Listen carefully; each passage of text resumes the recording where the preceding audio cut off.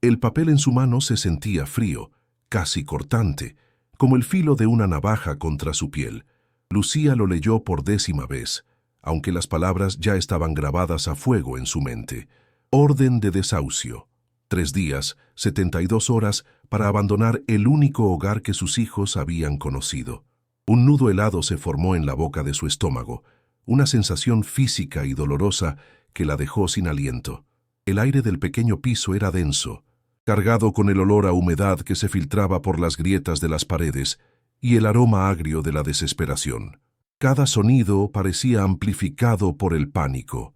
El goteo rítmico y torturador del grifo de la cocina, contando los segundos que le quedaban. El zumbido cansado de la única bombilla que aún funcionaba, el silencio pesado de sus hijos, que jugaban en un rincón intentando no hacer ruido, como si intuyeran la fragilidad del momento. Lucía sintió un escalofrío recorrer su espalda, a pesar del calor pegajoso del final de la tarde. Estaba sola, completamente, aterradoramente sola. El mundo se había encogido hasta convertirse en aquella habitación descascarada y aquella hoja de papel. Sobre la mesa de madera desgastada, junto a un plato con migas de la cena de la noche anterior, descansaba todo su capital, 80 euros, un billete de 50, uno de 20 y uno de 10, arrugados y frágiles como sus esperanzas. Los contó de nuevo, sus dedos de costurera, antes ágiles y precisos, ahora torpes y temblorosos. 80 euros. La cifra resonaba en su cabeza como una burla cruel. Era una cantidad insultante frente a los 2 meses de alquiler que debía, una gota de agua en el desierto de sus deudas. Su estómago se contrajo con una punzada de hambre real, un recordatorio de que no solo debía un techo, sino también el pan. Abrió la despensa con un gesto mecánico, sabiendo lo que encontraría. Medio paquete de arroz y una cebolla solitaria. La náusea subió por su garganta, una mezcla de hambre y vergüenza. ¿Cómo podía mirar a sus hijos a la cara? ¿Cómo podía decirles que su madre, la persona que debía protegerlos del mundo, había fracasado tan estrepitosamente? El metal frío de las monedas que apartó para el pan del día siguiente se sintió como plomo en su palma. Miguel, con sus 10 años y sus ojos demasiado serios para su edad, la observaba desde el suelo. No preguntaba nada, pero su mirada era una carga más pesada que cualquier palabra. Él entendía los susurros por teléfono, las cartas con sellos rojos y la tristeza que se había pegado a las paredes como el hollín desde que papá se fue. Sofía, con la bendita inocencia de sus 6 años, se acercó y tiró suavemente de la manga de su vestido. «Mamá, ¿podemos ir al parque?». La pregunta, tan simple y pura, fue como un puñetazo en el corazón de Lucía. Sintió las lágrimas quemándole los ojos, pero se obligó a tragárselas. No podía derrumbarse, no delante de ellos. Acarició el pelo de su hija, un gesto que le costó una energía sobrehumana. «Ahora no, mi amor. Mamá está un poco ocupada», susurró, y su propia voz le sonó extraña, lejana. El leve sonido de los juguetes de plástico de Sofía chocando entre sí era el único vestigio de normalidad en un universo que se desmoronaba. Hacía 6 meses que su mundo había implosionado. 6 meses desde la llamada que lo cambió todo. La voz impersonal al otro lado de la línea hablando de un accidente laboral, de un andamio que se dio. Recordaba el olor a antiséptico del hospital, el blanco cegador de las luces y la sensación de irrealidad mientras un médico le explicaba lo inexplicable. Su marido, su fuerte y risueño David, se había ido. Después vino la segunda bofetada, la indemnización denegada, irregularidades en el contrato. Había dicho el abogado de la constructora con una sonrisa ensayada. Era mentira, lo sabía, pero no tenía ni el dinero ni las fuerzas para luchar contra ellos. Le quitaron a su marido y luego le quitaron la justicia. Ahora, su mirada se posó en las viejas botas de trabajo de David, aún cubiertas de polvo de cemento, colocadas junto a la puerta como un monumento silencioso a todo lo que había perdido. El peso de su ausencia era una presencia física en la habitación, asfixiante. La noche cayó sobre la ciudad, pero no trajo consigo ningún alivio, solo sombras más largas y miedos más grandes. Desde la ventana, Las luces de los otros edificios parecían estrellas de un universo al que ya no pertenecía. Lucía se sentó en el borde de la cama de sus hijos, observándolos dormir. Miguel, con el ceño ligeramente fruncido incluso en sueños, y Sofía, con una sonrisa plácida en los labios, eran su único tesoro, su única razón para seguir respirando. Una lágrima solitaria, luego otra, comenzaron a rodar por sus mejillas, calientes y silenciosas. No sollozó. El dolor era demasiado profundo para el ruido. Era un ahogo interno, una presión en el pecho que amenazaba con aplastarla. Apretó el puño, el papel de la orden de desahucio crujiendo dentro de su mano. El sonido fue seco, definitivo. 3 días. El plazo final. Un abismo se abría a sus pies, oscuro y sin fondo. No tenía familia a la que recurrir, ni amigos con espacio o dinero. Estaba atrapada. No tenía a dónde ir. No le quedaba absolutamente nada. Al día siguiente, cuando el sol apenas despuntaba, un sonido metálico y estridente rompió el silencio de su luto. Era el teléfono. Una voz formal, la de un abogado de un pueblo del que nunca había oído hablar, le informó con tono monótono que era la única heredera de un tío abuelo, un hermano de su abuela, al que apenas recordaba de historias vagas. El hombre le había legado su única posesión, un pequeño terreno con una cabaña en una zona rural y aislada. La palabra cabaña resonó en la mente de Lucía. Un techo, una propiedad. Por primera vez en meses, una fisura de luz atravesó la armadura de su desesperación. Sintió el corazón latir con una fuerza que creía olvidada, un pulso de esperanza tan intenso que casi le dolió físicamente. No se atrevía a creerlo, pero la voz al otro lado de la línea era real, y con ella la posibilidad de un escape, una posibilidad que, por ínfima que fuera, se aferraba a ella con la fuerza de un náufrago a una tabla en medio del océano.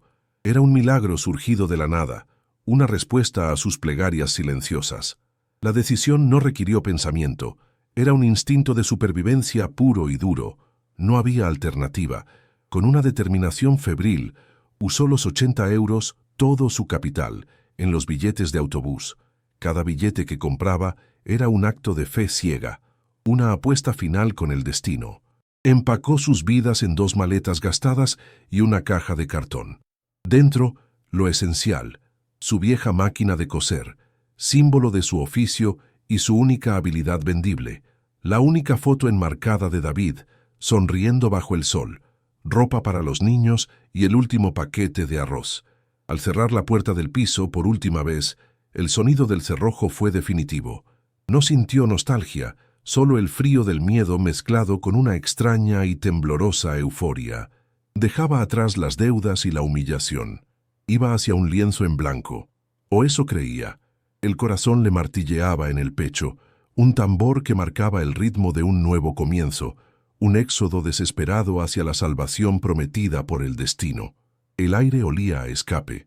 El viaje en autobús fue una tortura lenta.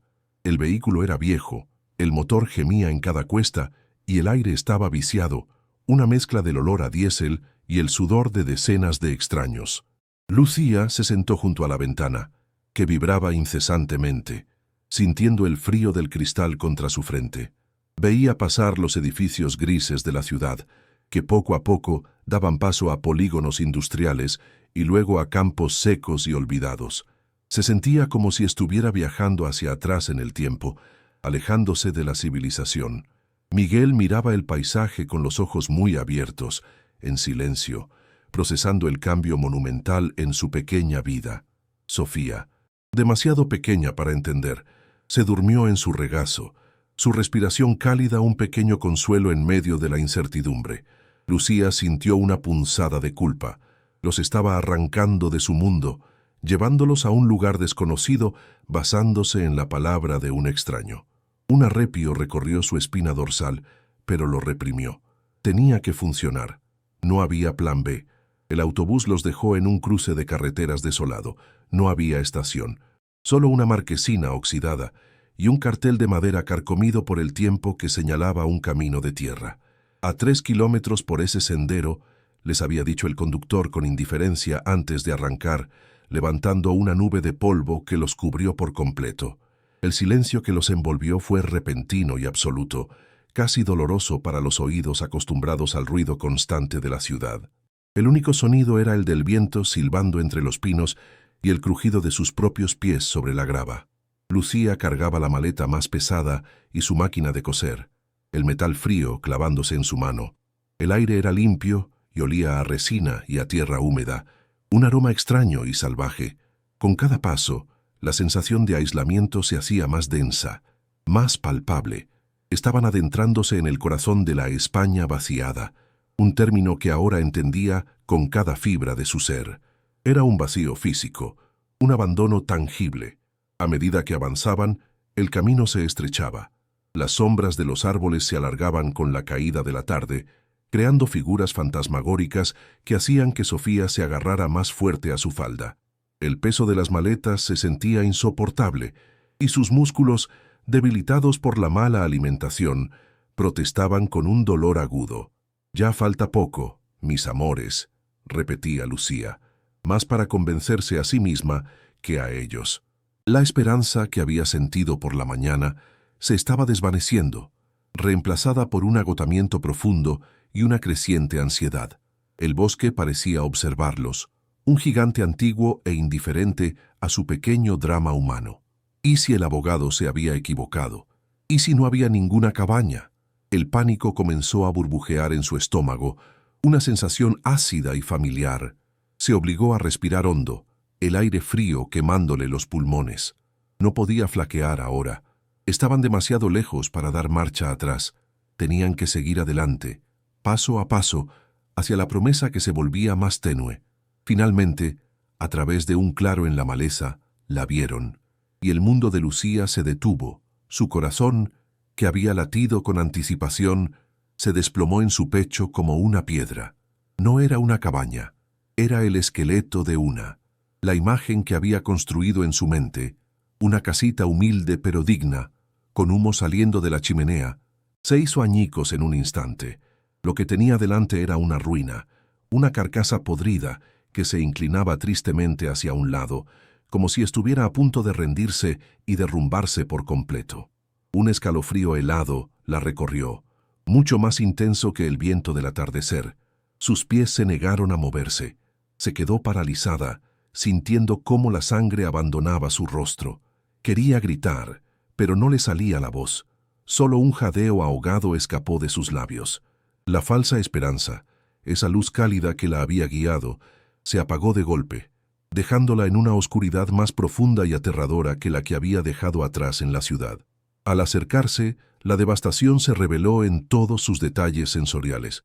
El tejado de madera tenía agujeros enormes, boquetes negros que miraban al cielo como ojos vacíos. Las tejas rotas cubrían el suelo como dientes caídos, pero fue el olor lo que la golpeó con la fuerza de un puñetazo. Un hedor nauseabundo, una mezcla asfixiante de moho, podredumbre, madera húmeda y el amoníaco rancio de nidos de ratas. Era el olor del abandono total, de la descomposición lenta y prolongada. Lucía se llevó una mano a la boca, luchando contra la náusea que subía por su garganta. Las ventanas, sin un solo cristal intacto, parecían bocas desdentadas que exhalaban ese aliento fétido. La pintura de las paredes, donde aún quedaba, se desconchaba en grandes placas, revelando la madera podrida de debajo. Esto no era un refugio, era la materialización de su fracaso. Era una tumba para sus sueños rotos, un monumento a su estupidez por haber creído en un milagro. Con un temblor en la mano, empujó la puerta. Chirrió lúgubremente, un sonido quejumbroso que pareció protestar por la intrusión, y se abrió para revelar una oscuridad casi total. El interior era aún peor. El suelo era de tierra apisonada, húmedo y resbaladizo. En un rincón, un amasijo de muebles rotos y cubiertos de telarañas formaba un montículo grotesco. Gotas de agua caían rítmicamente desde un agujero en el techo, formando un charco oscuro en el centro de la estancia. El sonido del goteo, que en su piso de la ciudad era una tortura. Aquí era el único latido de un lugar muerto. Una corriente de aire gélido se coló por las ventanas rotas, trayendo consigo el susurro de las hojas y un frío que se metía hasta los huesos. Lucía sintió que sus rodillas flaqueaban. La última chispa de fuerza que le quedaba se evaporó en ese instante. Había huido de un infierno para caer en otro mucho peor, uno sin vecinos, sin luz y sin escapatoria. Sofía, que hasta entonces se había mantenido en silencio, estalló en un llanto agudo y asustado. «Mamá, tengo miedo. Vámonos a casa», sollozó, su vocecita rompiendo el silencio opresivo. La palabra casa fue como una daga en el corazón de Lucía. ¿Qué casa? Ya no tenían una. Miguel, por su parte, se quedó petrificado en el umbral, su rostro pálido a la luz moribunda del crepúsculo. No lloró, pero sus ojos, fijos en el interior de la cabaña, reflejaban un horror y una decepción tan profundos que a Lucía le partieron el alma. Él había confiado en ella, la había seguido sin una queja a través del país hasta este lugar de pesadilla. La acusación silenciosa en su mirada era más dolorosa que cualquier grito. Sintió una vergüenza tan abrumadora que quiso que la tierra se la tragara. Había fallado, no como madre, sino como ser humano. Los había arrastrado con ella al fondo del abismo. El peso de su fracaso era físico, una opresión en el pecho que le impedía respirar.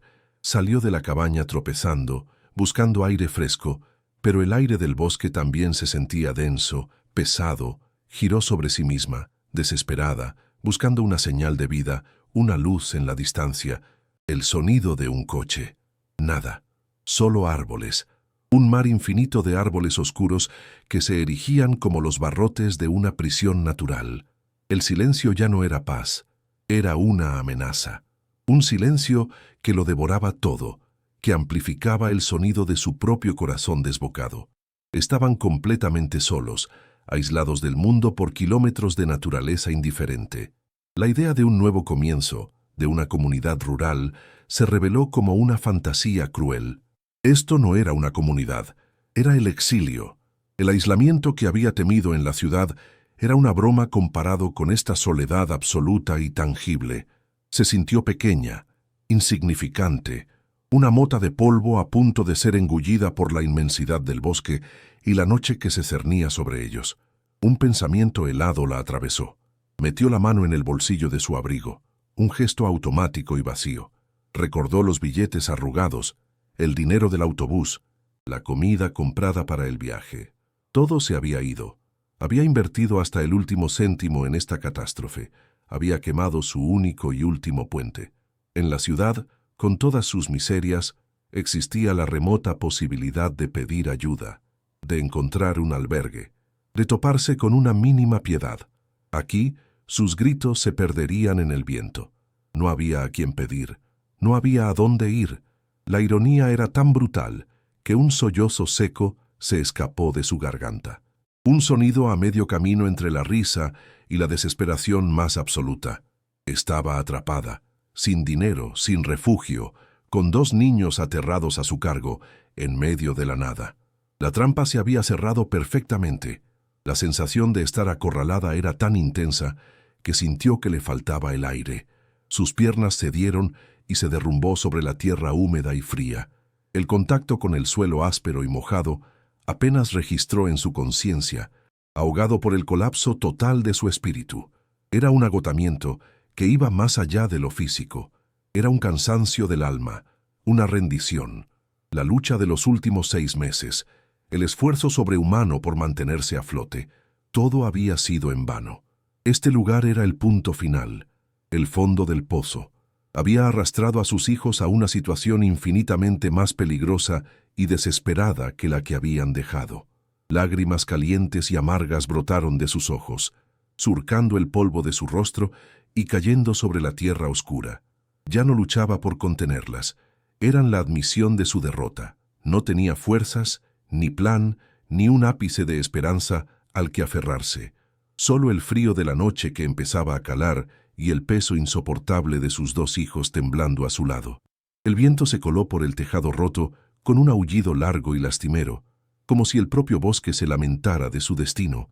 Lucía abrazó a sus hijos con la fuerza que le quedaba, buscando en sus pequeños cuerpos un calor que ella ya no poseía. El cielo se oscureció por completo salpicado de estrellas frías e indiferentes. La cabaña, su supuesta salvación, se había convertido en su celda. Sintió el abrazo de la España vaciada, no como un espacio de oportunidad, sino como un lugar lleno de soledad, de historias de fracaso y de un abandono que ahora se convertía en su propia historia. Había apostado todo a una carta y había perdido de la forma más catastrófica. Aquí, rodeada por la oscuridad, con el olor a podredumbre como única certeza y sus hijos como únicos testigos de su desmoronamiento, Lucía supo que la desesperación no era solo un sentimiento, era un lugar, y se llamaba hogar. La noche prometía ser larga y llena de terrores desconocidos. Miguel, en un gesto que rompió el corazón de Lucía, se separó ligeramente de ella y recogió una tabla de madera suelta del suelo. Se la ofreció a su madre sin decir palabra. «Para la puerta, mamá, para que no entre el frío», musitó finalmente, su voz apenas un susurro. En ese pequeño acto, en la seriedad de su rostro infantil tratando de resolver un problema insalvable, Lucía vio el reflejo de David. Vio la fortaleza que a ella le faltaba. La vergüenza y el amor se mezclaron en una oleada tan potente que la dejó sin aliento. Se obligó a levantarse, sus articulaciones crujiendo en protesta. Tenía que hacerlo por ellos. Tenía que sobrevivir a esa noche. Usando la tabla de Miguel, atrancaron la puerta rota lo mejor que pudieron, un gesto fútil contra la inmensidad de su problema. Se acurrucaron juntos en el rincón más seco que encontraron, sobre una pila de hojas secas, cubiertos por sus propios abrigos. El frío era una bestia viva. Se filtraba por la ropa, por el suelo, congelando sus huesos. Cada crujido del bosque, cada silbido del viento, era una fuente de terror. Lucía no durmió. Pasó la noche en vela, escuchando la respiración de sus hijos, su mente una vorágine de miedo y arrepentimiento. Recordó la calidez de su piso, la seguridad de una puerta con cerradura, la luz de una bombilla. Todo lo que había dado por sentado se había convertido en un lujo inalcanzable. Se sentía despojada de todo, reducida a su forma más primitiva, una madre protegiendo a sus crías en la oscuridad. El amanecer llegó lentamente, una luz gris y pálida que reveló la miseria de su entorno con una claridad brutal. La cabaña parecía aún más ruinosa a la luz del día. Lucía sintió un vacío en el estómago que no era solo hambre, era la certeza absoluta de que había tocado fondo. No había nada más abajo a donde caer. Estaban en el infierno, y la única pregunta era cómo iban a sobrevivir a él. Los días siguientes se fundieron en una rutina de supervivencia gris y agotadora. Lucía, movida por un instinto que no sabía que poseía, se negó a rendirse a la miseria del lugar. El primer objetivo era hacer la cabaña mínimamente habitable, no por comodidad, sino por la seguridad de sus hijos. Con una determinación nacida de la más pura desesperación, empezó a limpiar. El trabajo era monumental, casi absurdo. Arrancaba telarañas gruesas como cuerdas, que se le pegaban a la piel con una tenacidad repugnante. Barría capas de polvo y excrementos de roedores con una rama que usaba como escoba, levantando una nube de partículas que le hacían toser y le dejaban un sabor a tierra vieja en la boca. Su estómago se quejaba con espasmos de hambre, un dolor sordo y constante que intentaba ignorar. No había esperanza en sus movimientos, solo una necesidad animal de crear un pequeño espacio de orden en medio del caos absoluto. Era su forma de luchar contra la oscuridad, una batalla silenciosa con la suciedad y el abandono. La primera tarea fue despejar el salón principal, el único espacio lo suficientemente grande para los tres. Miguel, asumiendo una madurez que le partía el alma a Lucía, la ayudaba en silencio, arrastrando maderas podridas y trozos de tejas rotas hacia el exterior. Sofía, demasiado pequeña para ayudar, se sentaba en un rincón sobre el abrigo de su madre, jugando con dos piedras como si fueran muñecas, creando su propio y frágil universo de normalidad. Lucía la observaba de reojo, y cada risa ahogada de su hija era a la vez un bálsamo y una tortura. El sonido de sus manos raspando la madera podrida, el crujido de los escombros bajo sus pies y el viento que se colaba por los agujeros con un silbido lúgubre eran la única banda sonora de su esfuerzo. Sentía cada músculo de su cuerpo protestar, adolorido y débil por la falta de alimento, pero seguía adelante. Pararse a pensar era un lujo que no podía permitirse. El movimiento la mantenía alejada del abismo de la desesperación que amenazaba con devorarla. Limpiaron durante 2 días, alimentándose de las pocas provisiones que les quedaban y de algunas bayas silvestres que Miguel, con una sorprendente habilidad para la observación, encontró en el borde del bosque. La cabaña seguía siendo una ruina, pero ahora había un camino despejado en el suelo de tierra y un rincón que podían llamar suyo. Fue entonces, en la tercera mañana, cuando Lucía se enfrentó al último obstáculo en el salón. Un viejo y pesado cajón de madera maciza, probablemente parte de una antigua alacena, volcado contra una pared. Estaba cubierto de moho y era demasiado pesado para moverlo sola. «Ayúdame, Miguel», pidió, su voz ronca por el desuso y el cansancio. Juntos, apoyaron los hombros contra la madera húmeda y áspera. El olor a podredumbre se intensificó al moverlo, casi insoportable. Empujaron con toda la fuerza de sus cuerpos desnutridos, sus pies resbalando en la tierra húmeda. Lucía sintió el esfuerzo en cada fibra de su ser, un dolor agudo en la espalda y el ardor en sus pulmones. El cajón se movió con un chirrido agónico y prolongado, un sonido de tortura que arañó el silencio de la cabaña. Se deslizó apenas 1 metro, pero fue suficiente. El sonido de la madera raspando la tierra fue áspero y desagradable, llenando el aire de un polvo aún más antiguo y denso. Cuando por fin se detuvo, ambos respiraban con dificultad, apoyados contra la pared. Lucía sintió un sudor frío recorrerle la nuca, a pesar del aire gélido del interior. Fue entonces cuando sus ojos, siguiendo el rastro que el mueble había dejado en el suelo, notaron algo, una anomalía.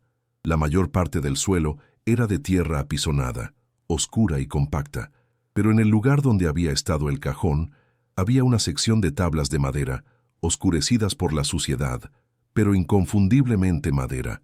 No era extraño en sí mismo, quizás un viejo remiendo. Lo extraño era que una de las tablas no estaba al mismo nivel que las demás. Se veía ligeramente levantada, como si algo la estuviera empujando desde abajo. Un latido sordo comenzó en sus sienes. La curiosidad, una emoción que creía muerta y enterrada bajo capas de desesperación, se agitó débilmente en su interior. Era una chispa minúscula en una oscuridad inmensa, pero estaba ahí. Se arrodilló sobre el suelo frío y húmedo, apartando la suciedad con los dedos. La sensación de la tierra mojada y los pequeños trozos de madera podrida bajo sus uñas era desagradable, pero no le importó. El corazón le empezó a latir un poco más rápido. «Mamá, ¿qué es?», preguntó Miguel, arrodillándose a su lado, sus ojos infantiles fijos en el mismo punto. «No lo sé, cariño», susurró Lucía, aunque una extraña tensión se estaba apoderando de ella. La tabla parecía desafiarla, un pequeño secreto en medio de la ruina evidente. Usó las uñas para intentar levantar el borde, pero la madera estaba hinchada y encajada. No se rendiría tan fácilmente. Buscó con la mirada y encontró un trozo de metal oxidado, el resto de una vieja bisagra, y lo usó como palanca. El metal estaba helado y su borde era afilado. Con un esfuerzo concentrado, introdujo el metal en la rendija y tiró hacia arriba. La madera se quejó con un crujido seco y luego cedió con un golpe sordo, levantándose lo suficiente para que Lucía pudiera meter los dedos debajo.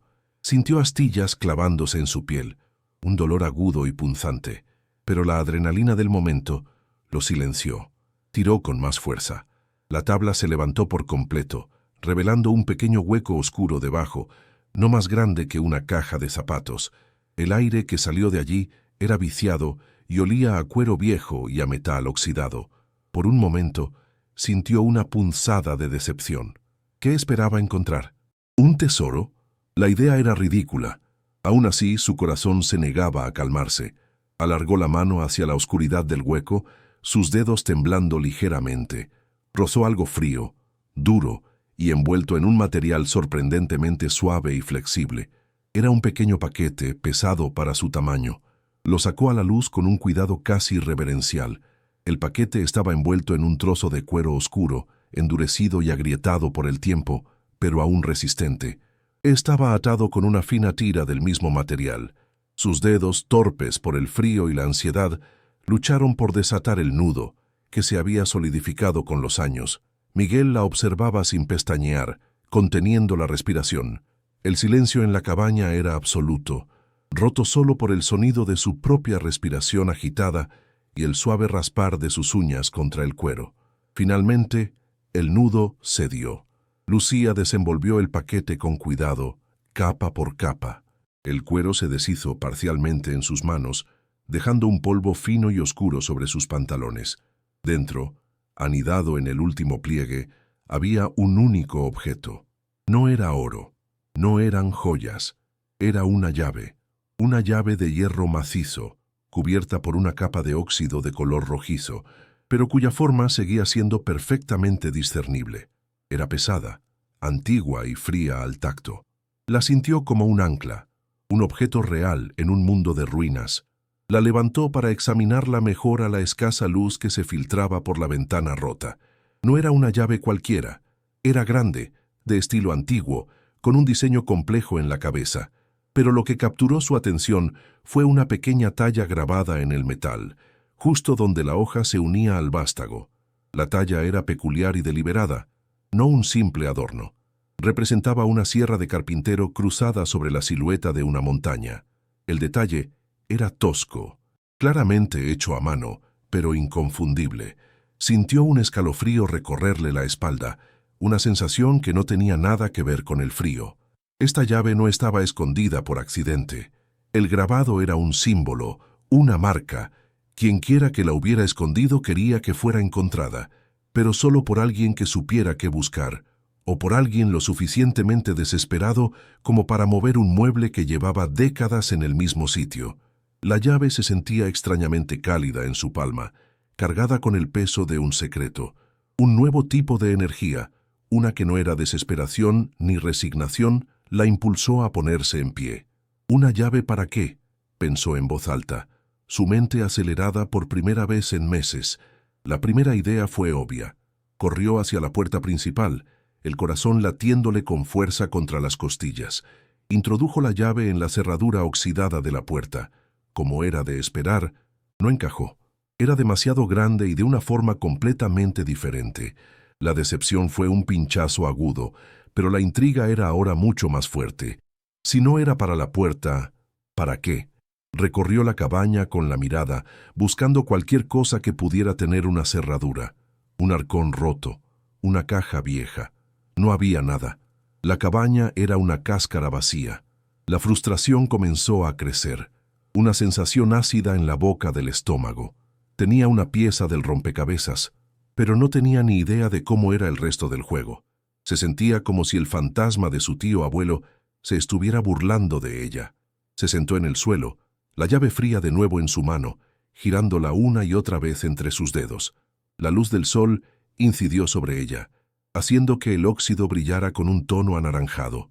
Su mirada se fijó de nuevo en la talla, la sierra y la montaña.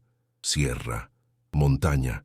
Las palabras resonaban en su cabeza sin sentido. ¿Un código? ¿Una pista? Frustrada, dejó que su mirada vagara por la habitación, deteniéndose en los detalles que había ignorado en su frenesí de limpieza. La estructura de madera del techo, las paredes de piedra irregular y la chimenea. Era la única estructura sólida y bien conservada de toda la cabaña. Una construcción robusta de piedra de río, ancha y alta, que dominaba una de las paredes. Estaba ennegrecida por el hollín de innumerables fuegos, pero su base era una gran losa de piedra lisa y clara, diferente al resto. Y fue allí donde lo vio, algo que le heló la sangre y aceleró su pulso hasta un ritmo frenético. Un descubrimiento que lo cambió todo. Grabado en la base de piedra de la chimenea, casi oculto por una capa de suciedad y ceniza, estaba el mismo símbolo, la misma sierra, la misma montaña. Era más grande, más tosco, pero inconfundible. Se arrastró hasta la chimenea, su corazón martilleando tan fuerte que podía oírlo en sus oídos. El sonido de su propia sangre bombeando era más fuerte que el viento. Limpió el grabado con la manga de su abrigo, revelándolo por completo. Estaba allí. No era una coincidencia. Una oleada de adrenalina pura la sacudió. Esto era. La llave pertenecía a este lugar. Palpó la piedra alrededor del grabado, buscando una junta, una fisura, cualquier cosa. La piedra parecía sólida, inamovible. Presionó con todas sus fuerzas, pero nada. La desesperación comenzó a mezclarse con la excitación. Estaba tan cerca, podía sentirlo. Tenía que haber una forma. Sus dedos, ahora cubiertos de hollín, exploraron cada centímetro de la superficie fría de la piedra. Entonces, al presionar justo en el centro del grabado de la montaña, sintió algo. No un movimiento, sino un ligero hundimiento, casi imperceptible. Presionó de nuevo, con más fuerza. Oyó un chasquido sordo, un sonido de mecanismo interno cediendo, y una sección rectangular de la piedra, justo debajo del grabado, se hundió un par de centímetros, revelando un borde oscuro. No era una piedra suelta, era una puerta secreta, y en el centro de la pieza hundida, ahora visible, había una ranura oscura y metálica, una cerradura oculta. La náusea subió por su garganta, esta vez no por hambre, sino por una mezcla de miedo y euforia tan intensa que la mareó. Temblorosa, tomó la llave de hierro. El grabado de la llave y el de la piedra parecían llamarse el uno al otro a través del tiempo. Acercó la llave a la cerradura, rezando en silencio. No podía soportar otra decepción. Este era el final del camino, de una forma u otra. La llave se deslizó en la cerradura con una suavidad imposible, como si hubiera sido hecha ayer. Encajaba perfectamente. Por un instante, Lucía no se atrevió a girarla. El momento estaba cargado de una tensión casi insoportable. ¿Y si al otro lado solo había más tierra y piedras? ¿Y si era la broma final de un viejo solitario? Tomó una respiración profunda, el aire frío llenando sus pulmones, y giró la llave. Oyó un clac metálico, fuerte y definitivo, que resonó en el silencio de la cabaña, el sonido de un secreto rindiéndose. Al mismo tiempo, sintió una vibración en el suelo bajo sus pies. Miró hacia abajo y vio una fina línea de sombra aparecer alrededor de una sección del suelo de tierra junto a la chimenea. No era una piedra, era una trampilla. Una pesada trampilla de madera y hierro que había estado oculta a simple vista durante décadas. Sintió que sus rodillas flaqueaban. El misterio se estaba abriendo ante ella, literal y figuradamente. Con la ayuda de Miguel, que la miraba con los ojos desorbitados por el asombro, te tiró de una anilla de hierro empotrada en la trampilla. La puerta era increíblemente pesada.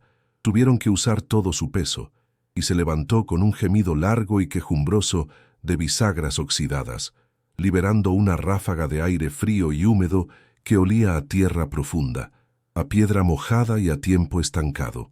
El olor era antiguo, casi sagrado. Debajo, en la oscuridad profunda, una escalera de piedra toscamente tallada descendía en espiral hacia la negrura. No se veía el fondo. Un miedo primario se apoderó de Lucía. Miedo a la oscuridad, a lo desconocido, a las arañas o a lo que pudiera habitar allí abajo. Pero la curiosidad, ahora convertida en una obsesión ardiente, era más fuerte. Tenía que saber qué había al final de esa escalera. Le dijo a Miguel que se quedara arriba con Sofía y que no se moviera bajo ninguna circunstancia. No iba a arriesgarlos a ellos. Este era su viaje. El descenso fue aterrador. Cada escalón de piedra estaba resbaladizo por la humedad y cubierto de una fina capa de musgo. La oscuridad era casi total, solo mitigada por la débil luz que entraba por la abertura de la trampilla. Con cada paso hacia abajo, el aire se volvía más frío y el silencio más profundo, como si estuviera entrando en las entrañas de la tierra. El eco de sus propias pisadas era el único sonido. Su mano se deslizaba por la pared de piedra, áspera y fría, buscando apoyo. Sentía el corazón en la garganta. ¿Qué clase de hombre construye una escalera secreta bajo su chimenea? ¿Qué estaba escondiendo con tanto esmero? ¿O de quién se estaba escondiendo? Las preguntas se agolpaban en su mente, alimentando su miedo pero también su determinación. Finalmente, después de lo que pareció una eternidad, sus pies tocaron un suelo plano y sólido. Estaba en una pequeña cámara circular, un aljibe seco, y en el centro había algo. A medida que sus ojos se acostumbraban a la penumbra, la forma se hizo más clara. Era una caja de metal de tamaño mediano, de aspecto militar, completamente cubierta de óxido y corrosión. Estaba cerrada con un candado grueso y pesado, tan oxidado como la propia caja. La visión de la caja la dejó sin aliento. Era el corazón del secreto, el final del laberinto. Se arrodilló junto a ella, sus dedos rozando el metal helado. Estaba increíblemente pesada. Intentó forzar el candado, tirando de él con todas sus fuerzas, pero no se movió ni un milímetro. Estaba sellado por el tiempo y la humedad. La frustración la golpeó con fuerza. Estar tan cerca, tocar el premio y no poder acceder a él. Miró a su alrededor, desesperada, buscando una herramienta. Sus ojos se posaron en una piedra suelta del tamaño de su puño que se había desprendido de la pared. Sin dudarlo, la agarró. La piedra era pesada y áspera en su mano. Un arma primitiva para un acto primitivo. Levantó la piedra por encima de su cabeza y la dejó caer sobre el candado con un grito ahogado de esfuerzo y rabia. El impacto produjo un sonido metálico y sordo que resonó brutalmente en la pequeña cámara. Lo hizo de nuevo, y otra vez, golpe tras golpe, canalizando toda su frustración, su miedo y su desesperación en cada impacto. El metal protestaba, pero ella no se detuvo. El sonido era violento, una profanación del silencio sepulcral. Finalmente, con un chasquido metálico agudo y definitivo, el arco del candado se partió. El sonido fue como un disparo en la oscuridad. Se quedó quieta, respirando agitadamente, con la piedra todavía en la mano. El silencio volvió más pesado que antes. La caja estaba abierta, o al menos podía ser abierta.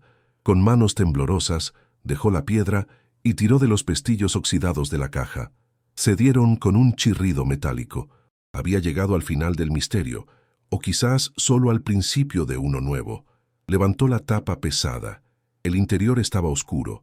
Metió la mano con vacilación y sus dedos tocaron algo duro, facetado y frío. Sacó un puñado. Incluso en la penumbra casi total, brillaban. Tenían un resplandor interno, una luz propia que parecía absorber la poca claridad disponible y multiplicarla. No eran monedas, no era oro, eran piedras en bruto, del tamaño de guijarros, pero con un brillo aceitoso y una dureza inconfundible. Diamantes, docenas, quizás cientos de diamantes en bruto. La comprensión tardó en llegar. Su cerebro se negaba a procesar lo que sus ojos veían. Era una fortuna imposible, inimaginable, escondida bajo el suelo de una cabaña en ruinas. El shock la paralizó. Sintió que el aire le faltaba, como si la hubieran sumergido en agua helada. La magnitud del descubrimiento era tan abrumadora que la dejó vacía, sin capacidad de sentir alegría o alivio, solo un estupor absoluto. Se quedó mirando las piedras en su mano, irreales. Debajo de la capa de diamantes había algo más, algo que, en ese momento, le pareció mucho más importante que la riqueza que tenía ante ella. Eran papeles, un conjunto de documentos amarillentos, atados con una cinta descolorida. Con un cuidado infinito, los sacó de la caja. El papel era quebradizo y olía a polvo y a tiempo. En la parte superior del fajo había lo que parecían mapas, llenos de líneas y anotaciones geológicas que no entendía. Debajo, un documento doblado con un sello oficial, una escritura de propiedad original con el nombre de su tío abuelo claramente visible. Y debajo de todo, en el fondo de la caja, había un diario, un pequeño libro de tapa dura de color negro, con las páginas onduladas por la humedad. Su corazón dio un vuelco. Esto era la historia, la respuesta a todas las preguntas. Los diamantes eran el qué, pero el diario, podía sentirlo, era el porqué. Y el porqué, intuía con un escalofrío, iba a ser mucho más peligroso que la riqueza. De vuelta a la luz gris de la cabaña, el aire se sentía extrañamente pesado, como si la atmósfera misma supiera el peso del secreto que acababa de desenterrar. Lucía subió los últimos peldaños con las piernas temblando, no por el esfuerzo, sino por el shock. Colocó la caja de metal sobre el suelo de tierra, el sonido sordo resonando como un veredicto. Sus hijos la miraban con una mezcla de miedo y asombro, intuyendo que algo fundamental había cambiado. Su mirada se alternaba entre los diamantes, cuyo brillo apagado parecía obsceno en aquel entorno de miseria, y el diario de tapa negra. Las piedras prometían un fin a su pobreza, pero el libro, lo sentía en sus huesos, contenía el alma de la historia, la verdad que había permanecido enterrada junto a ellas. Con dedos que apenas le obedecían, apartó las piedras preciosas, el tacto frío y duro de la riqueza, contrastando con el pánico helado que se apoderaba de su pecho. El corazón le latía desbocado, un tambor salvaje anunciando un peligro inminente. La caja ya no parecía un tesoro, sino un ataúd. Desató la cinta descolorida y abrió el diario. Un olor a papel viejo, a humedad y a tiempo estancado llenó sus fosas nasales. Un aroma fantasmal que le provocó un escalofrío. Las páginas, amarillentas y frágiles en los bordes, estaban cubiertas por una caligrafía apretada y elegante, la tinta azul ahora desvaída a un tono grisáceo. La primera entrada estaba fechada 40 años atrás.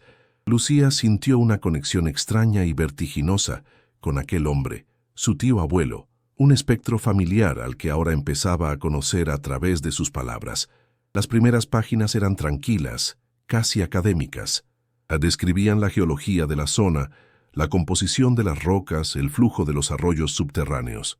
Hablaban de la paz del bosque y de la emoción de la exploración solitaria. Lucía leyó sobre su pasión por los minerales, una búsqueda paciente y metódica. Eran las palabras de un hombre feliz, absorto en su pequeño mundo, ajeno a la oscuridad que se cernía sobre él. Sintió una punzada de tristeza por el destino que le esperaba. Continuó pasando las páginas con un cuidado extremo, como si pudieran deshacerse al tacto. La narrativa cambió de repente. La caligrafía se volvió más rápida, más excitada. Las anotaciones geológicas dieron paso a una incredulidad jubilosa. Había encontrado algo. Inclusiones cristalinas en la kimberlita. Es imposible, pero están aquí. Leyó en voz baja, las palabras de su tío abuelo resonando en la cabaña vacía. Describía el descubrimiento del yacimiento, el trabajo febril para determinar su tamaño, la certeza de que era un hallazgo que cambiaría la historia de la comarca. La emoción del hombre era palpable a través de las décadas, una corriente eléctrica que viajaba desde la tinta hasta los dedos de Lucía. Era el sueño de cualquier geólogo, una fortuna surgida de la tierra, la recompensa a una vida de estudio y paciencia. Lucía levantó la vista hacia el montón de diamantes. Ya no eran solo piedras, eran la prueba tangible de la alegría y el triunfo de un hombre condenado. El corazón se le encogió, pero la alegría en las páginas del diario fue efímera, un destello de luz antes de la tormenta. Pocas páginas después, el tono se ensombreció. La caligrafía se volvió más tensa, casi arañada sobre el papel, y entonces apareció un nombre, escrito con una tinta más oscura, como si el autor hubiera apretado la pluma con rabia. Aníbal Montero. Lucía sintió un frío repentino, una corriente de aire gélida que no provenía de las ventanas rotas. El diario narraba la visita de aquel hombre, descrito como el dueño de todo lo que la vista alcanza, un rey maderero sin corona. Montero se había enterado de alguna manera de sus prospecciones y había llegado con una oferta para comprar el terreno. Una oferta insultante, una miseria. Su tío abuelo describía la sonrisa depredadora de Montero, sus ojos fríos y calculadores. Quiere mi tierra, pero no sabe lo que esconde, o quizás sí lo sabe. Su codicia es un olor que impregna el aire, había escrito. El miedo empezaba a filtrarse entre las líneas. Hoy ha vuelto. Rechacé su oferta de nuevo. Su sonrisa desapareció. Lucía leyó las palabras, y el vello de su nuca se erizó. Podía sentir el pánico creciente de su tío abuelo. La presión de Montero se había vuelto explícita. El diario detallaba amenazas veladas, visitas de hombres con rostros duros que merodeaban por los límites de su propiedad al anochecer. He visto sus camiones cerca del arroyo. No están aquí por los pinos, están midiendo, marcando. El hombre ya no escribía sobre geología, sino sobre vigilancia, sobre el sonido de pasos en la noche y el crujido de ramas que no eran causados por animales. Lucía sintió su propio estómago contraerse de miedo, una empatía dolorosa que cruzaba el tiempo. Estaba leyendo la crónica de una sentencia de muerte. El bosque, que para su tío abuelo había sido un santuario, se había transformado en una prisión. La soledad, antes su compañera, ahora era su mayor vulnerabilidad. Lucía miró instintivamente hacia la puerta rota, sintiéndose observada. La última entrada ocupaba solo media página. La caligrafía era un garabato casi ilegible, las letras deformadas por la prisa y el terror. La tinta estaba corrida en varias partes, como si gotas de sudor o lágrimas hubieran caído sobre el papel. Montero falsificó los títulos. Un contacto en el registro me lo ha advertido. Dice que la tierra ya es suya. Va a matarme. Sé que vendrán esta noche. Es por el parque natural. ¿Quiere el dinero de esto? Lucía leyó la frase con dificultad, el aliento atascado en su garganta, para financiar la tala ilegal, para comprar a los políticos. Es un monstruo. Escondo esto para que alguien, algún día, sepa la verdad. Que Dios me perdone. No había más. La página siguiente estaba en blanco. El silencio que siguió a la lectura fue ensordecedor. Lucía se quedó inmóvil, el diario abierto en su regazo. El frío que sintió no era normal. Era el frío del terror puro, el contacto helado con la maldad y el asesinato. Su tío abuelo no había desaparecido, lo habían asesinado, y ella tenía la prueba en sus manos. El mundo se detuvo, el sonido del viento, el goteo del agua, el leve murmullo de sus hijos jugando. Todo se desvaneció en un zumbido sordo en sus oídos. Se quedó mirando el vacío, la caja de metal a sus pies. Los diamantes brillaban con una luz sucia, manchada de sangre. Ya no representaban la salvación, eran la evidencia de un crimen, el motivo de un asesinato. Se sintió atrapada en una historia que no era la suya, una heredera no solo de un terreno y una fortuna, sino de una peligrosa verdad.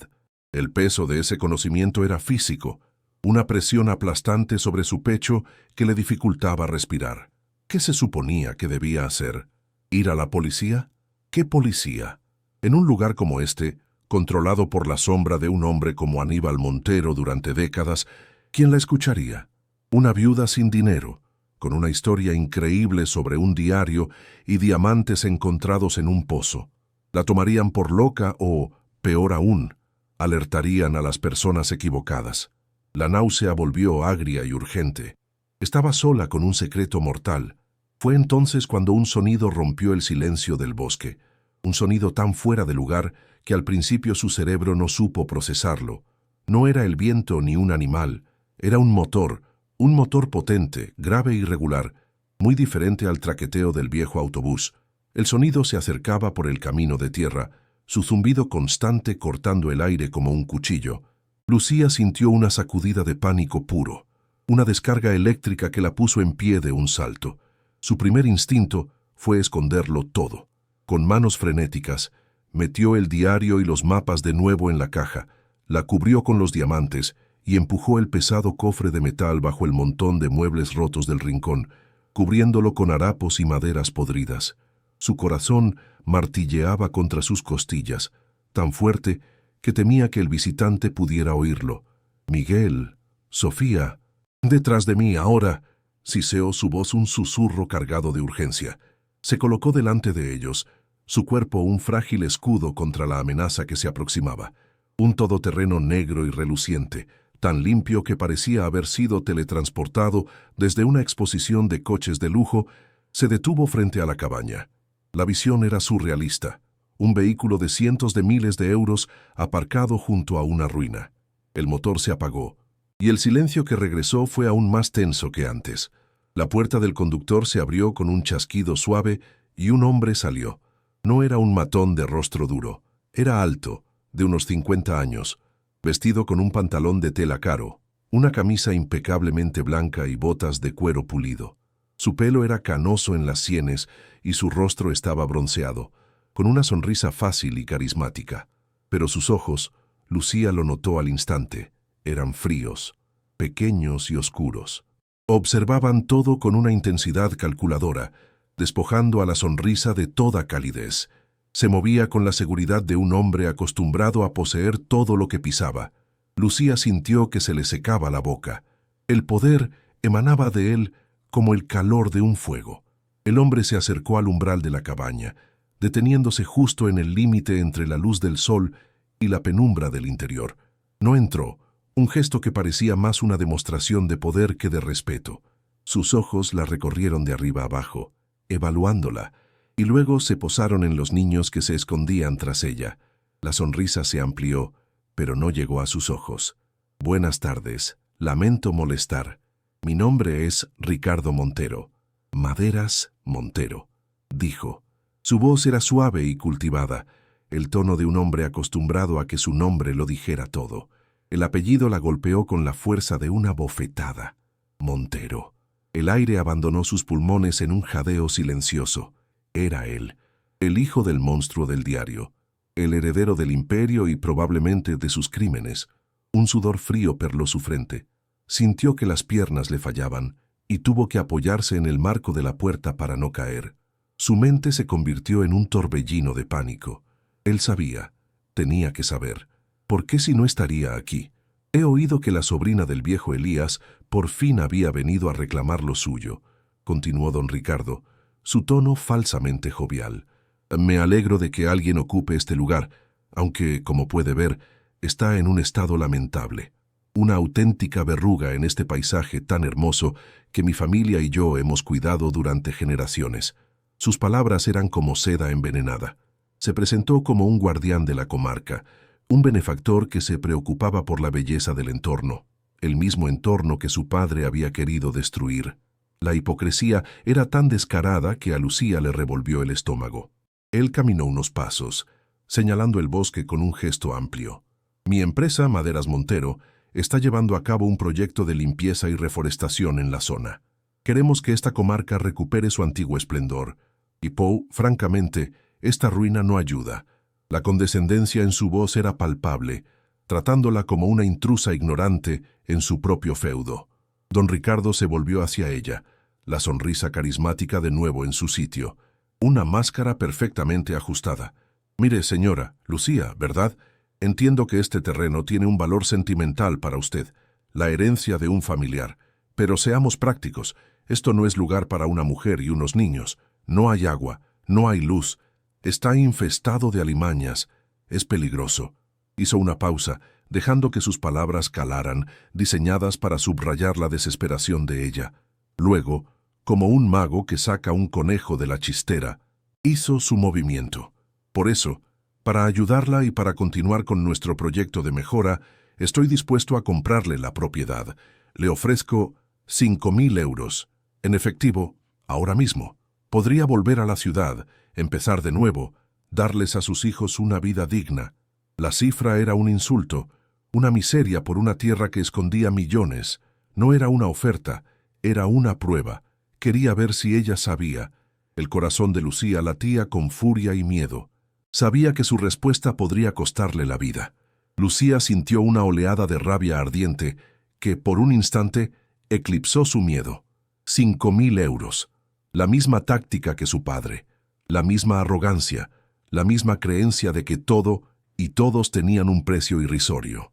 Miró a los ojos fríos de Ricardo Montero y por primera vez desde que llegó a aquel infierno, sintió una fuerza nacer de la injusticia.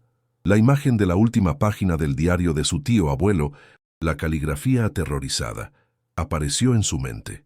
Esta tierra estaba manchada con la sangre de su familia. Venderla sería profanar su memoria, sería convertirse en cómplice de su asesino. Apretó los puños a sus costados, sus uñas de costurera clavándose en las palmas. «Gracias por su oferta, señor Montero», dijo, y se sorprendió al oír la firmeza en su propia voz, aunque un temblor incontrolable recorría todo su cuerpo. «Pero esta tierra es el único hogar que tenemos. No está en venta». El silencio que siguió a sus palabras fue denso, pesado, cargado de una electricidad mortal. El juego había comenzado. La sonrisa de don Ricardo no vaciló, pero fue como si una luz se apagara detrás de sus ojos, dejando solo una oscuridad helada. Se le quedaron fijos en ella por un instante, y en esa fracción de segundo, Lucía vio al monstruo. Vio la misma crueldad depredadora que su tío abuelo había descrito en su diario. La máscara de benefactor se había resquebrajado, revelando al verdadero hombre que había debajo. Luego, la sonrisa falsa volvió, más tensa, más afilada. Asintió lentamente, como si aceptara su decisión, pero era la calma de una serpiente antes de atacar. «Entiendo. Una decisión valiente», dijo, su voz ahora un susurro sedoso y amenazante. Se acercó un paso más, invadiendo su espacio personal, y bajó la voz. «Pero debe tener cuidado. El bosque es un lugar peligroso, especialmente de noche, para una mujer sola con niños. Hay animales salvajes, árboles que caen». Hizo una pausa, su mirada descendiendo hacia Miguel y Sofía. «Los accidentes ocurren. No fue una advertencia, fue una promesa». Dio media vuelta sin decir nada más y caminó con calma hacia su vehículo de lujo. El sonido de la puerta cerrándose fue seco y definitivo, como el cerrojo de una celda. El motor arrancó con un rugido que pareció una burla, y el todoterreno negro desapareció por el camino, levantando una nube de polvo que tardó una eternidad en disiparse, dejando tras de sí un silencio más aterrador que cualquier ruido. Lucía se quedó paralizada en el umbral, abrazando a sus hijos con tanta fuerza que apenas podían respirar. El temblor de su cuerpo ya no era de frío, sino de un terror puro y absoluto. Ya no era solo una viuda pobre luchando por sobrevivir, era la guardiana de un secreto mortal y el objetivo de un hombre poderoso y despiadado que no se detendría ante nada para proteger el legado criminal de su familia. Tenía en sus manos la prueba de un asesinato y una fortuna en diamantes. Si estuvieras en el lugar de Lucía, ¿qué harías? ¿Te enfrentarías a un hombre así para buscar justicia, arriesgando tu vida y la de tus hijos? ¿O tomarías los diamantes y huirías, enterrando el secreto para siempre a cambio de una oportunidad de sobrevivir? La nube de polvo se asentó lentamente, como un sudario cayendo sobre la tierra. Lucía no se movió. Se quedó de pie en el umbral, con el eco de la amenaza de Ricardo Montero resonando en el aire, más real y tangible que el todoterreno que acababa de desaparecer. «Los accidentes ocurren». La frase, dicha con una suavidad aterciopelada, se había clavado en su mente como una astilla de hielo. Sintió el temblor incontrolable en sus piernas, la sangre martilleando en sus oídos. El bosque, que antes le había parecido indiferente, ahora se sentía hostil, cómplice. Cada sombra parecía alargarse, cada árbol se convertía en un posible espía. La soledad, que había sido una carga, ahora era su sentencia de muerte. Estaba marcada. El monstruo del diario no solo tenía un heredero, sino que éste conocía su existencia y la había localizado.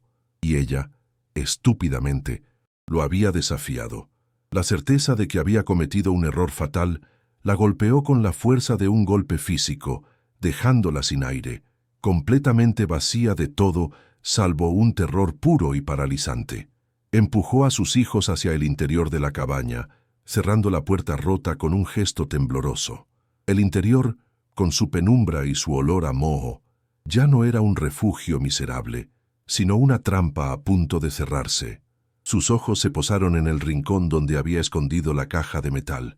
Los diamantes, que unas horas antes representaban una fantasía de riqueza, ahora brillaban en su mente con un fulgor siniestro. Eran el motivo, el diario era la prueba. Juntos formaban el cebo y la condena. Ricardo Montero no se detendría por 5.000 euros, volvería por el silencio, por la verdad enterrada, volvería para terminar lo que su padre había empezado. La náusea subió de nuevo por su garganta, esta vez ácida y quemante. Se sentía atrapada en las páginas de una historia sangrienta, un personaje secundario cuyo único propósito era ser eliminado para preservar el secreto. La cabaña se sentía como un ataúd, y el aire era tan pesado que apenas podía respirar. Cada segundo que pasaba allí era un segundo más cerca del fin. Miró a sus hijos, acurrucados juntos en el suelo, sus rostros pálidos y sus ojos llenos de un miedo que no comprendían del todo. Miguel, con su mandíbula tensa, intentando ser valiente por su hermana. Sofía, con lágrimas silenciosas rodando por sus mejillas sucias. Ellos eran su única razón, su ancla en la locura. La rabia, una emoción pura y ardiente, surgió de las profundidades de su terror. No podía permitir que les pasara nada. No podía dejar que la historia de su tío abuelo se repitiera con sus hijos como víctimas colaterales. La idea de enfrentarse a Montero era suicida. No tenía armas, ni poder, ni aliados. La única opción, la única vía de supervivencia, era huir. Pero, ¿a dónde? No tenía dinero, ni un lugar al que ir. El mundo exterior era tan peligroso como el interior de aquella cabaña. Apretó los puños. El dolor de sus uñas clavándose en la piel la devolvió a la realidad. Tenía que pensar. Tenía que encontrar una salida, por imposible que pareciera. No por ella, sino por ellos. Entonces, un recuerdo fugaz atravesó la niebla de su pánico. El cartel de madera carcomido en el cruce de carreteras, el camino de tierra que había tomado. Recordó que el cartel no solo señalaba la dirección de la cabaña de su tío Elías. Había otra flecha, apuntando en una dirección diferente, con un nombre casi borrado por el tiempo: Finca de Benito. El conductor del autobús no lo había mencionado. En su desesperación por llegar, apenas le había prestado atención. Pero ahora, esa imagen mental era un faro, un vecino. A kilómetros de distancia, sí, probablemente un anciano, tan aislado como ella, pero era alguien, una posibilidad, un hilo de esperanza al que aferrarse en la oscuridad total. ¿Y si ese tal Benito conoció a su tío abuelo? ¿Y si sabía algo? Era una apuesta desesperada, basada en nada más que un nombre en un trozo de madera podrida. Pero era la única apuesta que le quedaba en el tablero. Quedarse allí era esperar la muerte. Moverse era, al menos, luchar por la vida. La decisión fue instantánea, un instinto de supervivencia que se impuso a la parálisis del miedo. «Vamos, nos vamos de aquí. Ahora», dijo, su voz sorprendentemente firme. Miguel la miró, sus ojos llenos de preguntas, pero no dijo nada. Simplemente asintió. Con movimientos rápidos y febriles, Lucía desenterró la caja de metal. El peso era terrible, no solo físico, sino también simbólico. Era el peso de la verdad, de la riqueza y del peligro. No podía dejarla atrás. Era su única arma y su única carga. Envolvió la caja en una manta raída para disimular su forma y la metió en una de las bolsas de lona. Cogió a Sofía en brazos, cuyo pequeño cuerpo temblaba sin cesar. «Miguel, coge mi mano y no te sueltes. Pase lo que pase. No te sueltes». Salió de la cabaña sin mirar atrás, abandonando la falsa promesa de un hogar por la incertidumbre de un camino desconocido. El sol de la tarde comenzaba a descender, pintando el cielo de tonos anaranjados y sangrientos, un presagio del peligro de la noche que se avecinaba. El camino de vuelta por el sendero de tierra fue una tortura de paranoia. Cada crujido de una rama, cada susurro del viento entre los pinos, era el sonido de los hombres de Montero acechando. Lucía caminaba rápido, con el corazón en la garganta, sintiendo la mirada de 1000 ojos invisibles sobre su espalda. El peso de Sofía en sus brazos se hacía cada vez más insoportable. Sus músculos quemaban por el esfuerzo, pero el miedo era un combustible que la mantenía en movimiento. Miguel caminaba a su lado, su pequeña mano aferrada a la suya con una fuerza sorprendente. No se quejó del cansancio ni del ritmo frenético. Su rostro infantil estaba serio y concentrado, como un pequeño soldado en una misión desesperada. Lucía sentía oleadas de amor y culpa. Lo estaba arrastrando a él también a este infierno, obligándolo a crecer demasiado rápido. Pero la alternativa era impensable. Cada paso que daban era un paso más lejos de la trampa, un metro ganado a la muerte que sentía pisándoles los talones. Al llegar al cruce de caminos, el aire pareció cambiar. Estaban de nuevo en un territorio ligeramente más abierto, aunque igual de desolado. El cartel de madera seguía allí, un testigo silencioso de su destino. Tomó el otro sendero, el que llevaba a la finca de Benito.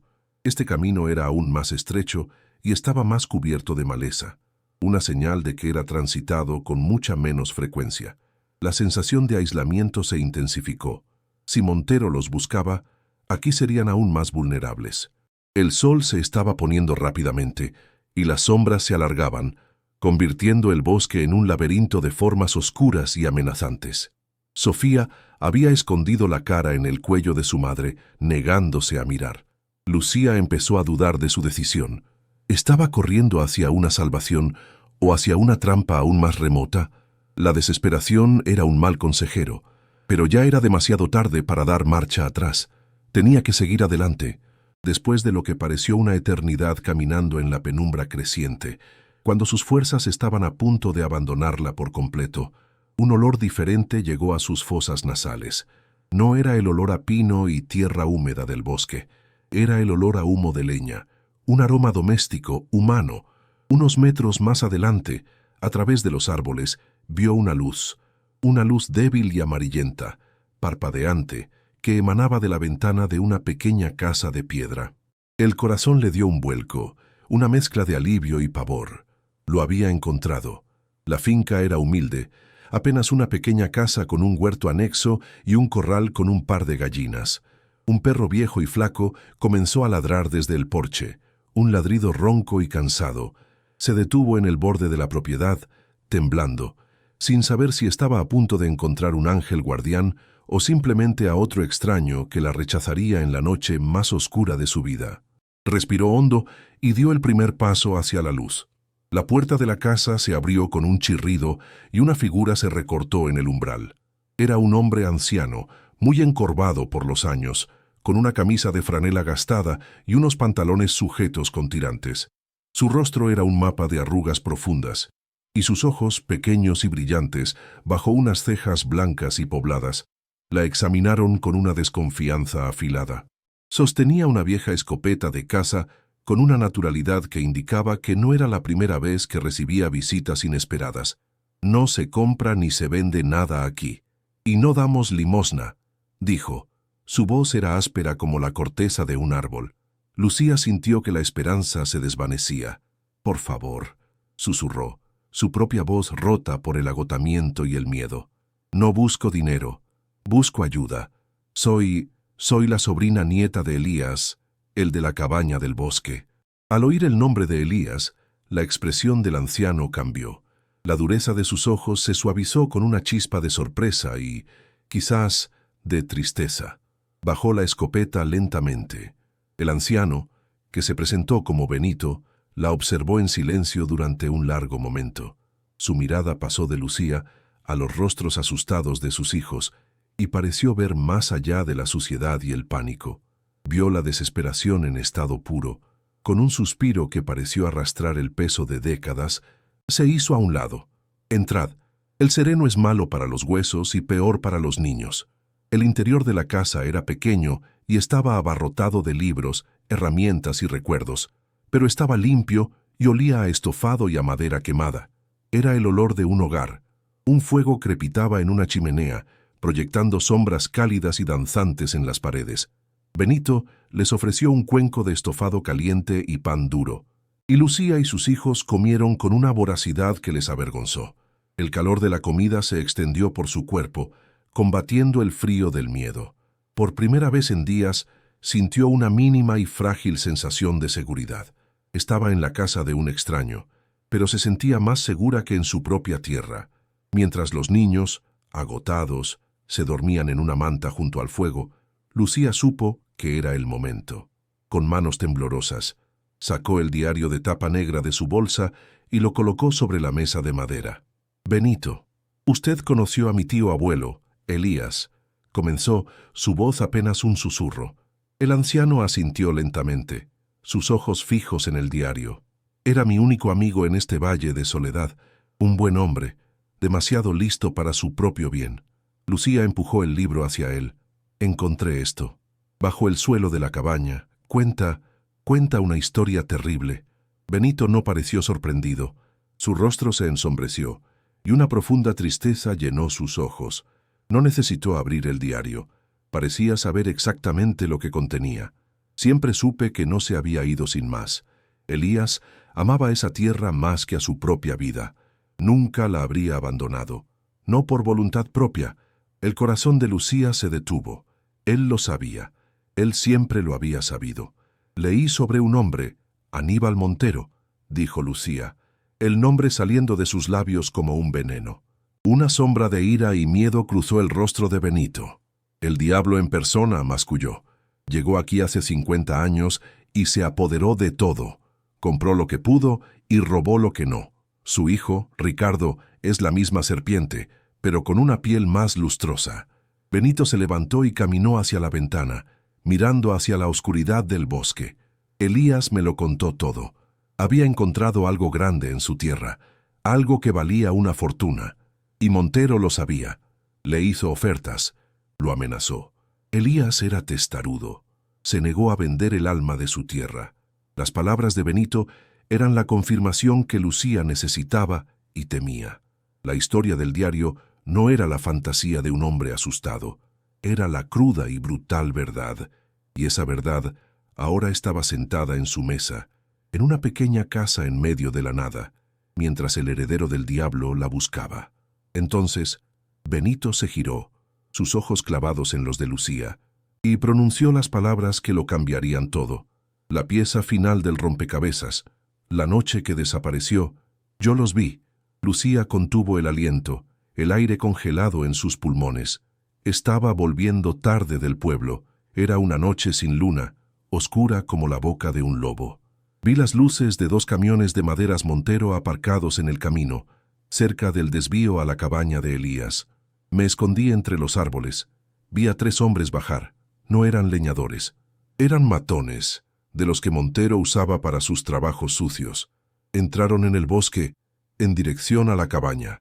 La voz de Benito era un susurro ronco, como si estuviera reviviendo el terror de aquella noche. Lucía sintió un frío glacial recorrer su espina dorsal. Estaba escuchando el testimonio del asesinato de su tío abuelo, un testimonio que había permanecido en silencio durante 40 años. Esperé casi 1 hora, muerto de miedo, continuó Benito, su voz temblorosa. No oí gritos, no oí disparos, solo un silencio pesado, antinatural. Luego los vi volver. Llevaban algo pesado entre los 3, envuelto en una lona. Lo cargaron en la parte de atrás de uno de los camiones y se fueron. Al día siguiente fui a la cabaña. La puerta estaba abierta, el lugar estaba revuelto, pero no había señales de Elías.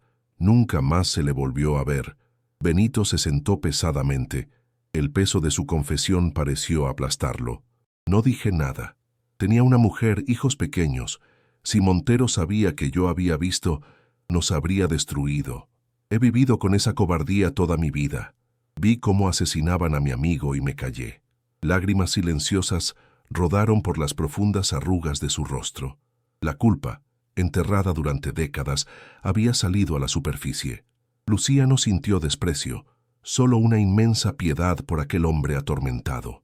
De repente, un sonido gutural retumbó en la distancia, sacudiéndolos a ambos de su trance. Un trueno, largo y profundo. Poco después, oyeron las primeras gotas de lluvia golpeando el tejado, primero lentamente y luego con una furia creciente.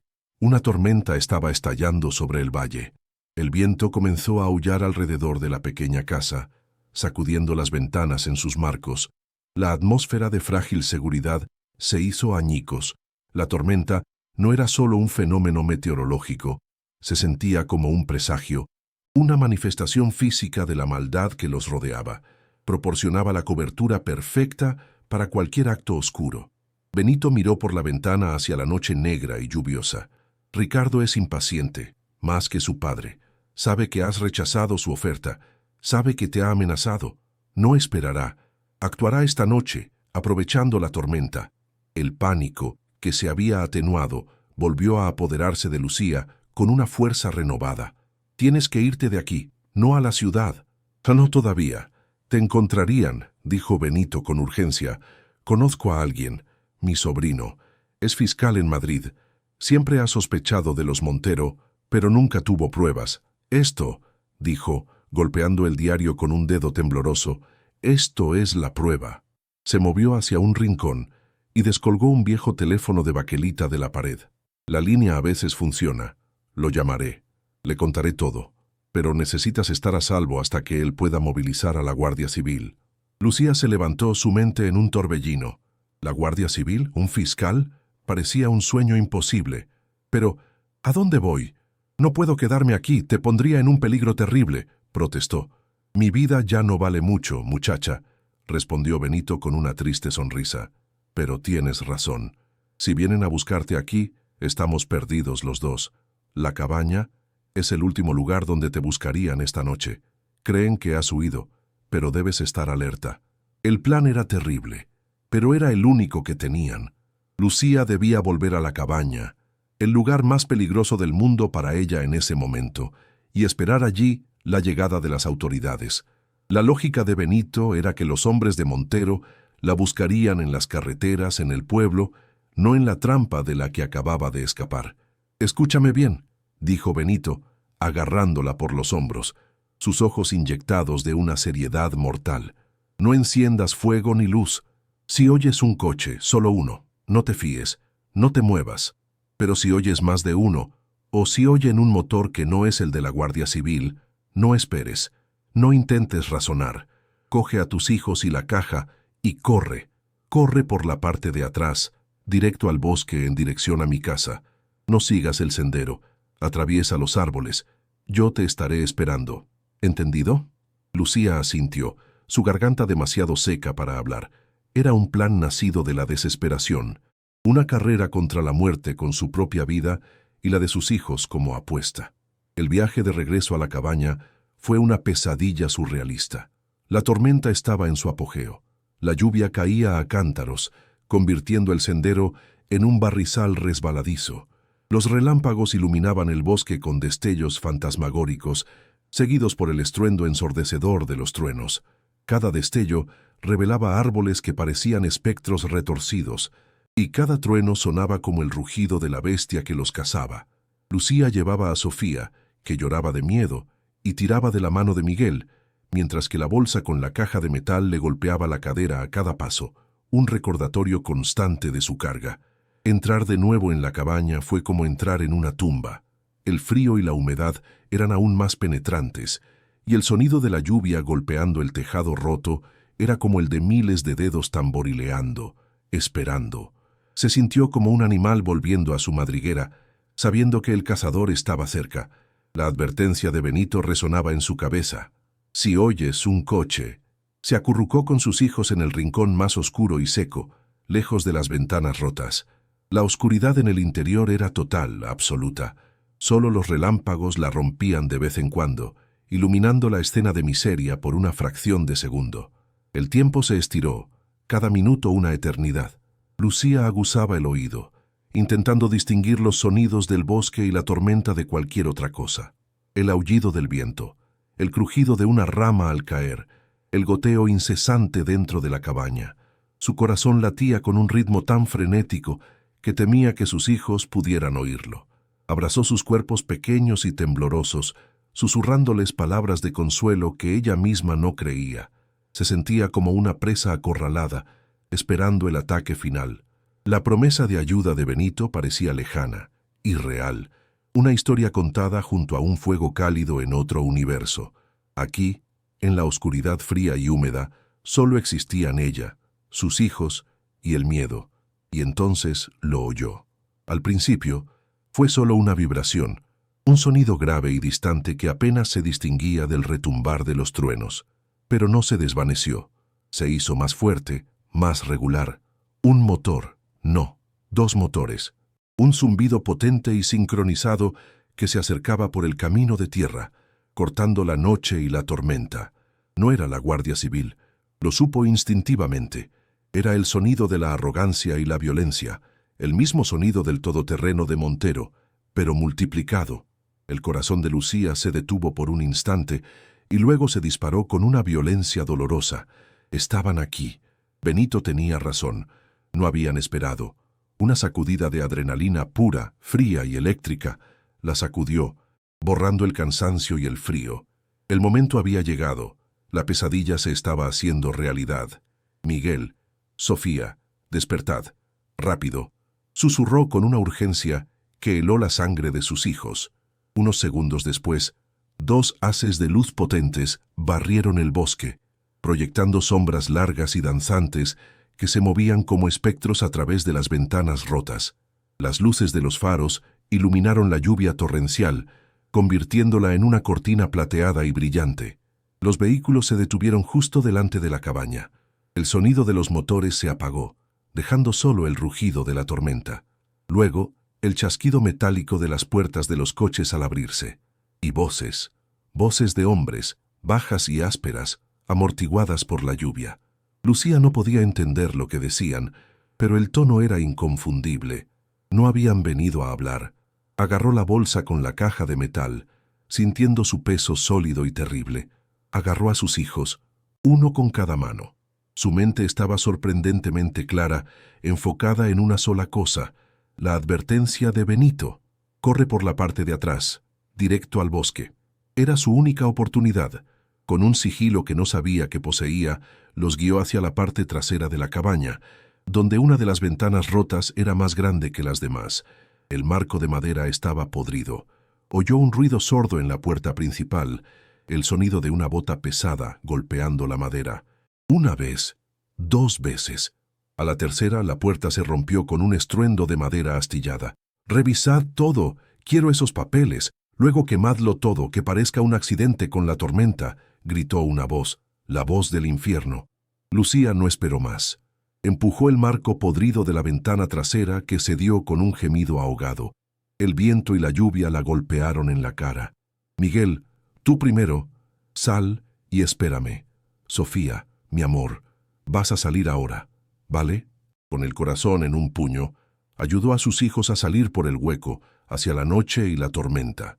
El frío y la oscuridad eran aterradores, pero la verdadera amenaza estaba detrás de ellos. Justo cuando estaba a punto de salir, una luz brillante inundó el interior de la cabaña. Las linternas de los hombres. Se agachó instintivamente, su corazón martilleando contra sus costillas. «No hay nadie, la zorra ha escapado», gritó uno de los hombres. «Buscad la caja». Montero dijo que tenía que estar aquí. Lucía no perdió ni un segundo más. Se deslizó por la ventana, cayendo al barro frío y resbaladizo del otro lado. El impacto le dolió en las rodillas, pero no se detuvo. Agarró a sus hijos, que la esperaban temblando bajo la lluvia torrencial. «¡Corred!» fue la única palabra que pudo pronunciar, y corrieron. Se adentraron en la oscuridad del bosque, tropezando con raíces, arañándose con ramas, con el barro succionando sus zapatos. No miraron atrás. El único objetivo era la lejana y tenue promesa de la casa de Benito, su único faro en un océano de terror. Corrieron como animales perseguidos, sin aliento, con los pulmones ardiendo y el pánico como un látigo en su espalda. La lluvia les cegaba, el viento aullaba en sus oídos y el suelo era una trampa de barro y raíces. Detrás de ellos oyeron gritos de frustración. Luego, un sonido nuevo y aterrador, el de cristales rompiéndose y el olor acre y químico de la gasolina impregnando el aire húmedo. Un instante después, un resplandor anaranjado iluminó el bosque, proyectando sus sombras alargadas y temblorosas frente a ellos. La cabaña, su prisión y su refugio, estaba en llamas. El fuego rugía, devorando la madera podrida con una furia infernal, un faro de muerte que iluminaba su huida desesperada. Lucía no se atrevió a mirar atrás. Aferró con más fuerza las manos de sus hijos y siguió corriendo, huyendo del fuego, huyendo de los monstruos, corriendo hacia la única y frágil esperanza que le quedaba en medio de la noche más larga de su vida. Irrumpieron en la pequeña casa de Benito como una exhalación de barro y pánico, el estruendo de la tormenta persiguiéndolos. El anciano los recibió en la puerta, con el rostro pálido y los ojos encendidos por una furia justa. Detrás de ellos, el cielo anaranjado pulsaba como una herida abierta, un faro infernal que consumía la cabaña y con ella 40 años de un secreto guardado. Benito los empujó hacia el calor del fuego, envolviendo a los niños en mantas secas. «Ya está hecho», dijo con la voz ronca por la tensión, señalando el viejo teléfono de baquelita. «Mi sobrino, el fiscal, está en camino. Ha movilizado a la unidad central operativa de la Guardia Civil. No se fían de las fuerzas locales. Saben del poder de los Montero». Lucía se derrumbó en una silla, el cuerpo temblando sin control, no de frío, sino del colapso de la adrenalina. La caja de metal, pesada y fría, descansaba a sus pies. Contenía la muerte de un hombre y la vida de su familia. El aire olía a ozono, a leña quemada y a la frágil, casi increíble, fragancia de la esperanza. La espera fue una tortura suspendida en el tiempo, cada minuto una eternidad. El único sonido era el rugido del viento y la lluvia contra el pequeño refugio y el latido desbocado del corazón de Lucía. Pero entonces, un nuevo sonido cortó la furia de la tormenta. No era el motor de un todoterreno de lujo. Era el zumbido agudo y profesional de sirenas distantes acercándose. Lucía y Benito se miraron, sin atreverse a respirar. Las luces azules y rojas comenzaron a danzar entre los árboles mojados, barriendo la oscuridad. Una promesa de orden en medio del caos. Varios vehículos blindados de la Guardia Civil se detuvieron frente a la finca. Hombres uniformados, con chalecos antibalas y rostros serios, descendieron con una eficiencia silenciosa, asegurando el perímetro.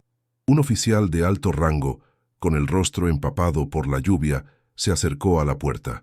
«Lucía Vargas, soy el capitán Aguirre. El fiscal Rivas nos ha enviado. Está a salvo». La palabra salvo la golpeó con tal fuerza que sus rodillas cedieron. La justicia había llegado. Al amanecer, la tormenta amainó, dejando un aire limpio y un mundo lavado y reluciente. Pero para Ricardo Montero, la verdadera tormenta apenas comenzaba. La operación fue silenciosa y devastadora. Mientras él dormía en su mansión, una fortaleza de cristal y mármol con vistas al valle que creía suyo, los equipos de la UCO rodearon la propiedad. No hubo negociación. La puerta de roble macizo fue derribada con un ariete. Lo encontraron en su dormitorio, vestido con una bata de seda, su rostro una máscara de incredulidad y furia impotente. La sonrisa carismática se había desvanecido, reemplazada por el rictus de una bestia acorralada. Mientras le leían sus derechos, sus ojos fríos no mostraban remordimiento, solo el odio profundo de un rey destronado en su propio castillo. La noticia de su detención se extendió como un reguero de pólvora, una onda de choque que sacudió los cimientos de la comarca y desmanteló una red criminal que se creía intocable. El imperio de los Montero se desmoronaba. La Fiscalía del Estado, representada por el sobrino de Benito, tomó el caso de Lucía pro bono. El juicio fue una formalidad devastadora para la defensa. Las pruebas eran abrumadoras, una sinfonía de justicia que resonó en la sala del tribunal. El diario de Elías fue la voz de la víctima hablando desde la tumba, su caligrafía aterrorizada, un testimonio más elocuente que cualquier testigo. Los mapas geológicos, analizados por expertos, confirmaron la existencia y el valor del yacimiento, estableciendo el móvil con una claridad heladora. El testimonio de Benito, un anciano que finalmente liberaba su alma de una culpa de 40 años, conmovió al jurado hasta las lágrimas, y los diamantes, expuestos como prueba, brillaban bajo las luces del juzgado, mudos testigos de la codicia que había costado una vida. La escritura de propiedad original, cotejada con los registros falsificados por Aníbal Montero, selló el destino de la familia criminal. La verdad, enterrada durante décadas, había salido a la luz con una fuerza imparable. Lucía no solo recuperó la posesión legal e indiscutible de la tierra de su tío abuelo, sino que el Estado le otorgó la concesión de explotación del yacimiento. La reunión con los asesores financieros fue un evento surrealista. Sentada en una moderna oficina de Madrid, con un café caliente entre las manos, escuchó cifras que su cerebro apenas podía procesar. El valor estimado de los diamantes en bruto la convertía, de la noche a la mañana, en una de las mujeres más ricas del país. El contraste era tan brutal que le provocó vértigo.